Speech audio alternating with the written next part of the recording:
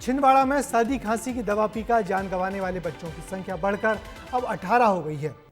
इन बच्चों के परिजनों का रो रो कर बुरा हाल है। सेहतमंद होने के लिए जो दवा दी वही जहर हो गई। मुख्यमंत्री डॉक्टर मोहन यादव आज न सिर्फ छिंदवाड़ा गए बल्कि इस मामले में लापरवाही बरतने वाले 4 अधिकारियों को निलंबित भी कर दिया। आज दिन भर क्या कुछ गहमा गहमी रही इस दर्दनाक खबर में, सब कुछ देखिए हमारे संवाददाता दुर्गेश साहू की मौके से भेजी गई इस रिपोर्ट में।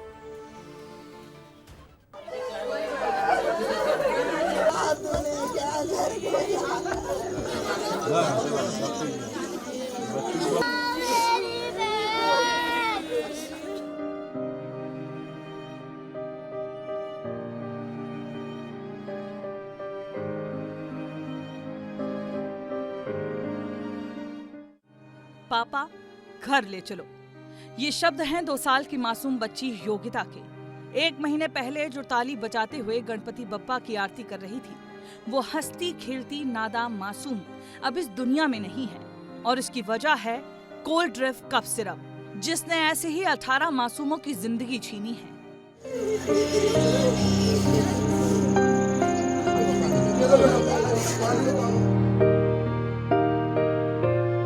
ऐसे ही उन परिवारों के साथ मौजूद हूं जहां पर अभी कुछ देर पहले ही मुख्यमंत्री मोहन यादव मुलाकात करके गए हैं, संवेदनाएं व्यक्त करके गए हैं।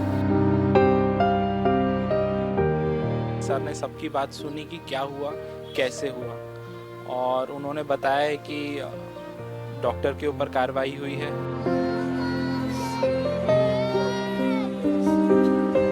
स्ट्रिक्ट कार्रवाई चाहते हैं सर, बच्चों को न्याय मिलना चाहिए।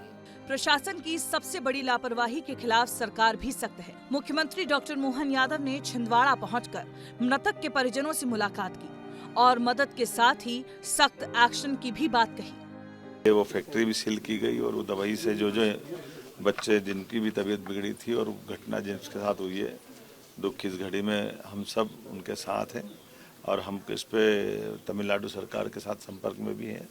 वहाँ भी कार्रवाई कर रहे हैं और जहाँ जहाँ से ये दवाई बिकी है या जो इसमें इन्वॉल्व है, प्रत्येक आदमी पे हम कार्रवाई कर रहे हैं। मुख्यमंत्री डॉक्टर मोहन यादव ने सख्ती दिखाते हुए बड़ा एक्शन लिया है। मध्य प्रदेश के ड्रग कंट्रोलर दिनेश मौर्य का ट्रांसफर किया गया है। ज्वाइंट ड्रग कंट्रोलर शोभित कोष्टा तत्काल प्रभाव से सस्पेंड कर दिए गए हैं। जबलपुर और छिंदवाड़ा के ड्रग इंस्पेक्टर शरद जैन और गौरव शर्मा भी सस्पेंड किए गए हैं। लेकिन विपक्ष इतने से खुश नहीं है। कांग्रेस प्रदेश अध्यक्ष जीतू पटवारी छिंदवाड़ा पहुंचे, सरकार पर जमकर बरसे, साथ ही और भी जिम्मेदारों से इस्तीफे की मांग की है। हमारे मुख्यमंत्री जी सबसे पहले परिवारजनों को 1-1 करोड़ रुपए दें। जो नागपुर में भर्ती बच्चे हैं उनका इलाज सही हो उसके प्रयास करें। जो स्वास्थ्य मंत्री उसका इस्तीफा ले, जो ड्रग कंट्रोलर उसको जेल भेजे। लगना चाहिए कि सरकार संवेदनशील है।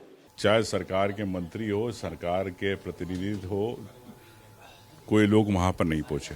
जब हमारे कांग्रेस के विधायक सुमन वाल्मीकि जब वहाँ पे धरना दे रहे, ज्ञापन दे रहे, लेटर लिख रहे, अधिकारियों से बात कर रहे, तो क्यों नहीं एक विपक्ष के विधायक की बात सुनी। विपक्ष आखिर क्यों स्वास्थ्य मंत्री से लेकर राज्य मंत्री के इस्तीफे की मांग कर रहा है, आप वो समझें। दरअसल राजेंद्र शुक्ल डिप्टी सीएम और स्वास्थ्य मंत्री हैं। विपक्ष का कहना है कि इन्हें शुरुआती संकेत मिलने के बाद जांच करानी चाहिए थी, लेकिन मंत्री ने बिना जांच रिपोर्ट के सिरप को क्लीन चिट दी और दवा पर कोई रोक नहीं लगाई। विपक्ष के निशाने पर दूसरे व्यक्ति हैं स्वास्थ्य राज्य मंत्री नरेंद्र शिवाजी पटेल। इन्हें मध्य प्रदेश में ड्रग कंट्रोल की पूरी जिम्मेदारी है, लेकिन विपक्ष का कहना है मंत्री जी इस मामले में कोई बड़ी कार्रवाई नहीं कर सके।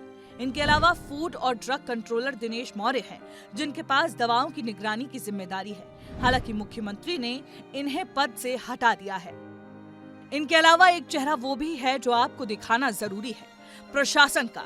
जिस एसडीएम के पास ये सब करने का जिम्मा था, वो आज भी सवालों से भाग रहा है। सर सवाल का जवाब दे दीजिए आप, प्लीज प्लीज।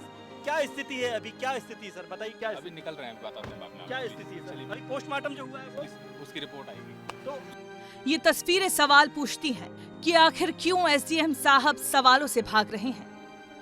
ब्यूरो रिपोर्ट, विस्तार न्यूज। तो छिंदवाड़ा में बच्चों की मौत की कथा बहुत ही दुखदाई है। दुखद ये भी है कि सब कुछ पिछले 1 महीने से हो रहा था, मगर जिला से लेकर राजधानी तक प्रशासन जैसे दशहरे की छुट्टियों की मौज में था। अब भी अधिकारी अपनी कोई जिम्मेदारी नहीं समझ रहे।